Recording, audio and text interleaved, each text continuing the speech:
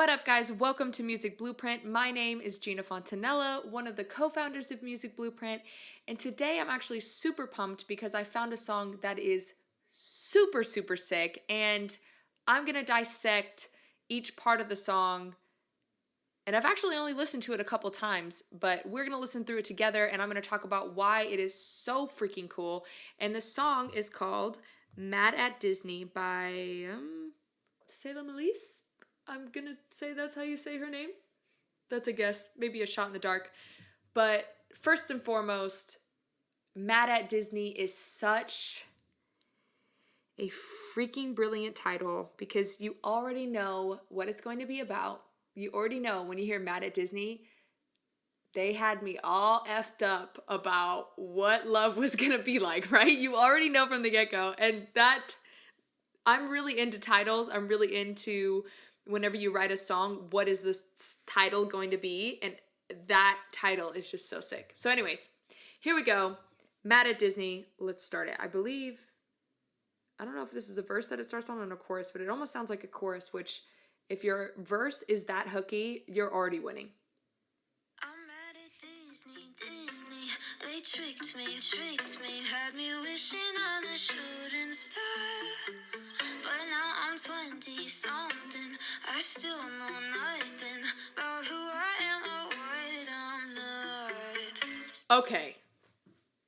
That little tidbit, I'm mad at Disney, because they tricked me, had me wishing on a shooting star. First of all, the fact that I can already quote those lyrics right off the bat it's just so conversational. That's what I would say to a friend. Like, I'm pissed off at Disney right now. Why? Well, because they tricked me and they had me thinking I could wish on a shooting star. And then her little reference in there, melodically, it's almost like a Disney reference melodically. Shooting star, right? That's dun dun dun is dun dun dun dun dun dun dun, right? So it's also melodically referring to Disney. What? That's insane. Oh my God, I just put that together and that is so freaking nuts. Oh my gosh. Anyway, sorry, I'm geeking out right now. And then following that, right, it has this little phrase and you're like, oh, okay, I can already tell she's pissed because Disney created a fairy tale in her head that's not real life, right? Then she goes, now I'm 20 something and I still know nothing. That is what puts it into, I'm talking about myself, who else feels this way? How old am I? Okay, I'm 20 something, right? So not only did she relate it to herself and the fact that, okay, now you know a fact about myself that I'm 20 something, right? So then the listener's like, well, I'm either almost 20, right? Or I am 20. Or for the people who aren't 20, were 20 at some point in their lives and probably felt the same. And everybody knows in their 20s, you know nothing. Well, you don't know it while you're in your 20s, but when you reflect back to your 20s, you're like, I knew nothing. How did I even think that I knew something? I absolutely knew zilch, goose egg. Anyways, let's continue on. Don't call me a pessimist, but I don't believe in it. Finding a true love is bullshit. Okay, so then the beat comes in. Super cool rhythm, has these little claps. Right?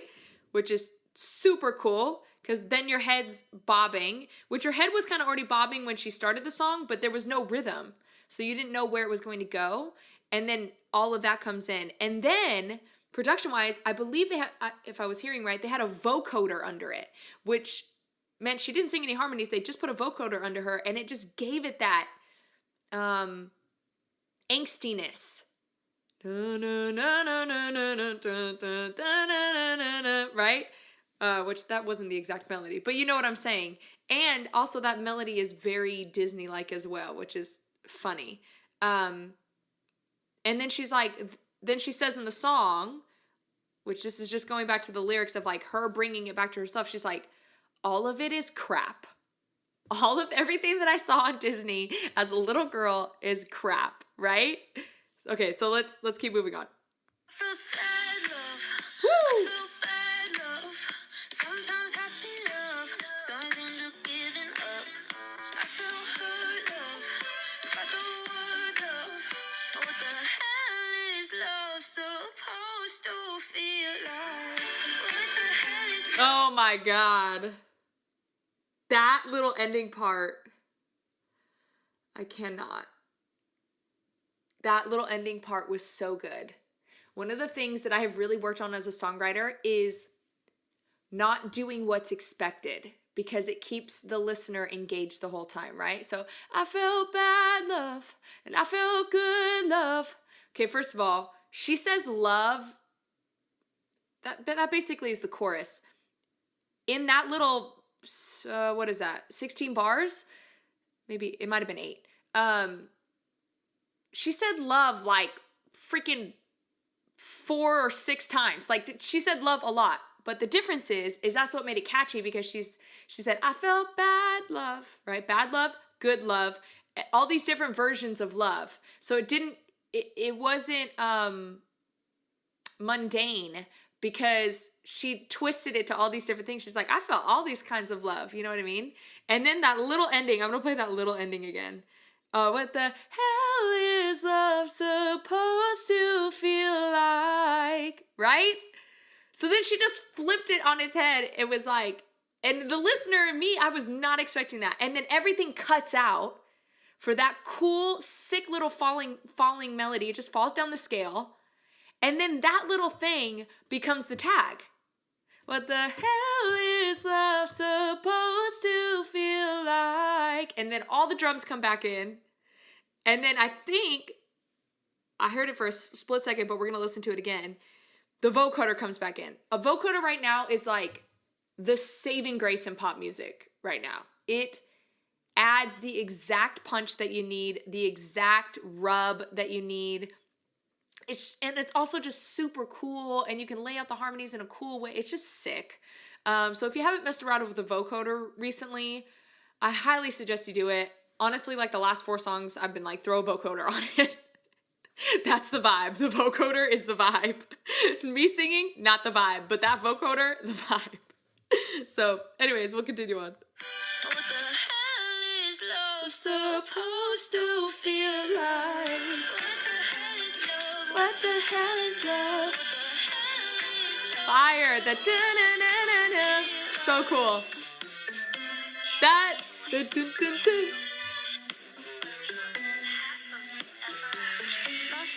Okay, first of all, there were so many things going on in that little thing.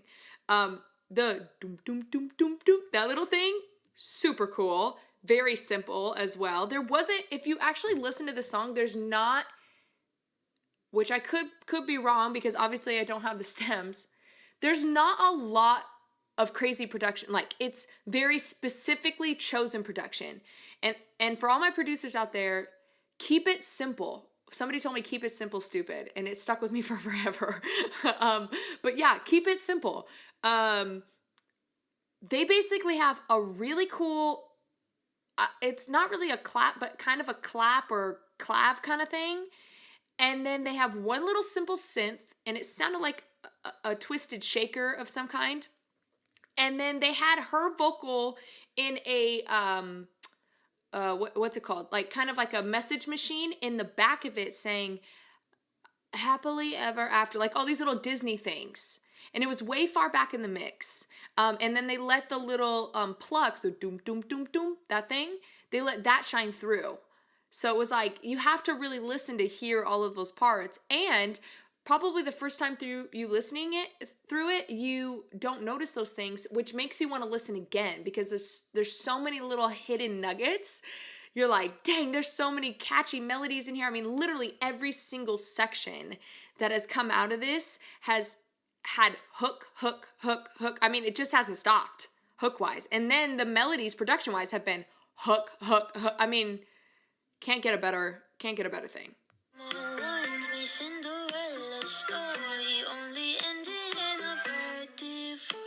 Bad divorce. That's God.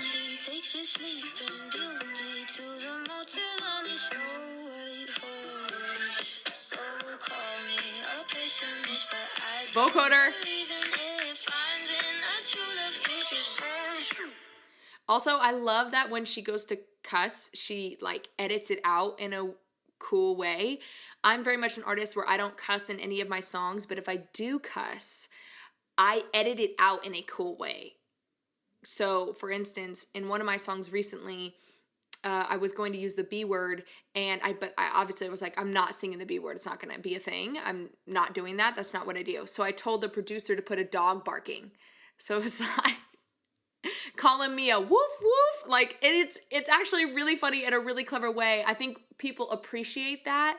And honestly, one of the things that I have found that I like about not cursing in any of my music is I hit everybody. Like, there's no market that I'm excluded to because I've decided not to do that. Now, that's not everybody's cup of tea. I'm not saying that you should have that conviction or anything like that. Everybody has their own thing. But nonetheless, the way that she did that is very, very clever. And they let it fall off. Right? Super, super cool. Very, very clever way. Very witty, which since the song is so witty, it's cool to add a little effect like that. Also, I forgot to mention this. The writing on this song is super thematic. And to me, that is why pop music is or can be so great. Or I shouldn't say just pop music because there are some killer songs in every genre that follow a theme. But for instance, Katy Perry, she's one has some of the best thematic music I can think of. For instance, California Girls. Everything in that song has to do with being a California girl. Teenage Dream creates this whole moment and euphoric thing, and all of the words come back to Teenage Dream. This song, it has Disney in the title. She uses all of these Disney words like, you know, Cinderella this and all these different things, and it keeps with the theme, and that is why it's super cool. When you create a title or you found a title that you like for the song, or maybe you wrote the chorus and you figured out what the theme of the song is going to be, getting the verses to match that theme is what can make or break a song. I know a lot of times people want to knock verses and be like, oh, they're not important. Like the second verse is not important. It is important. And it's what takes a song from being good to great. So let's continue on. This is what makes me, I thought for a second Julia Michaels wrote this because the melody, it sounds very, it's very Julia Michaels vibe, but she didn't write it.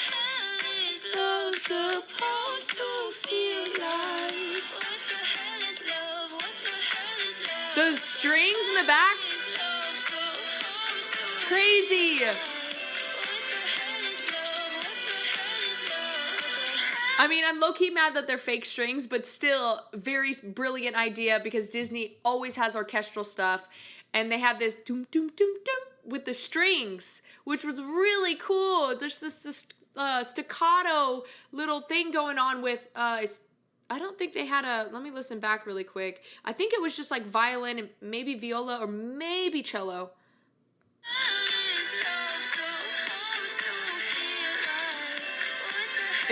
It sounds like just mainly violins.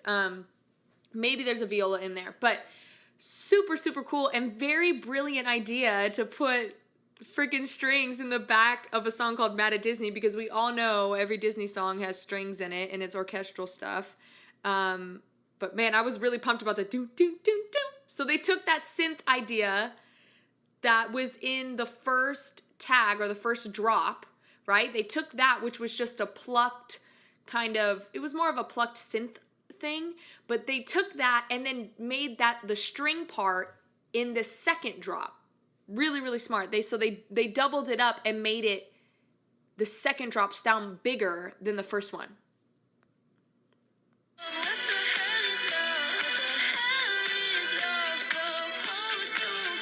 That the claps. That.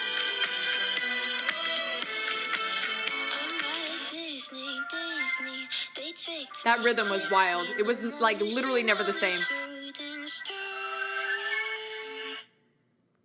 so smart too to go back to the verse because that opening verse is so good. Okay, so I don't know if you noticed with the rhythm, it really was not. A lot of times we copy and paste like rhythms, you know, we'll do like 2 bars or 4 bars and they're like, oh, that's a cool rhythm, and then we'll copy and paste over. That rhythm was literally not the same. It was got, and then it would go got. I mean, it was all over the place, but it sounded right. So one of the things maybe think about doing is that messing with the rhythm and not making it sound so cookie cutter or predictable. The reason why that song is so interesting and makes me literally want to listen to it again right now is the fact that it's not the same over and over and over again, even with the second verse being the same melody, with the same pre, the same chorus, same everything. The production under it was not the same, which is what keeps me intrigued the whole time. A lot of times I'll switch the melody up because I want to keep the listener engaged. But in this song, she didn't have to do that because the production had so many cool elements going on and it was building upon what had happened first. And the song basically starts with nothing. It's just her singing and then slowly creeps up. It was like a runaway train production-wise. It was really, really smart. And then to bring back, I'm mad at Disney, that verse, to bring that verse back was really, really smart. And let's see, guys. Let's see the structure. The song is only 2 minutes and 17 seconds long. Just so you know, in terms of pop songs, songs are getting shorter and shorter and shorter. Almost every song I've written in the last 6 months has been 2:30 or lower, really 2:45 and less. Unless I'm writing, some of my R&B songs are a little longer, like some of the like Beyonce pitch tracks I've done, they've been a lot longer. But and then the chorus hit, I think it was in the 30s. Oh. Oh, wait, no. Sorry.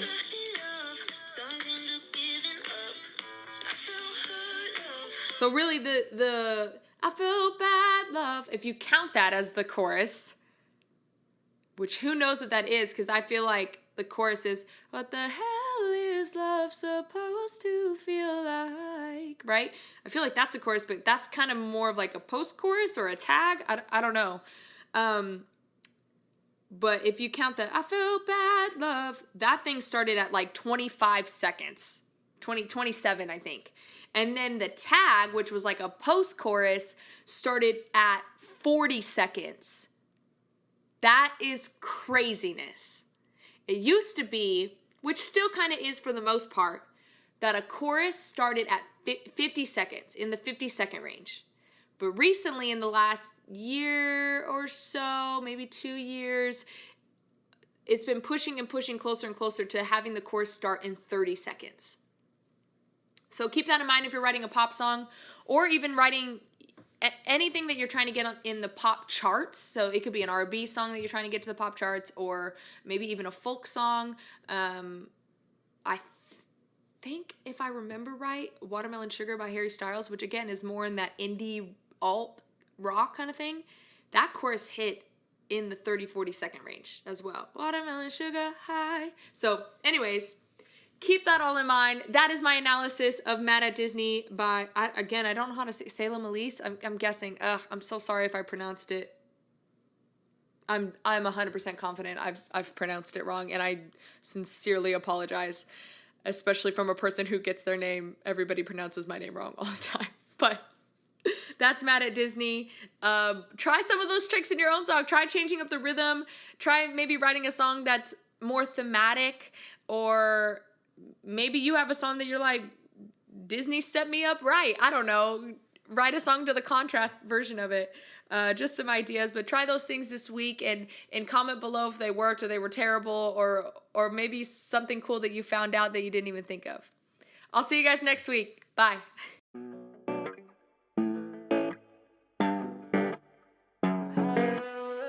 You got me tripped up in my head.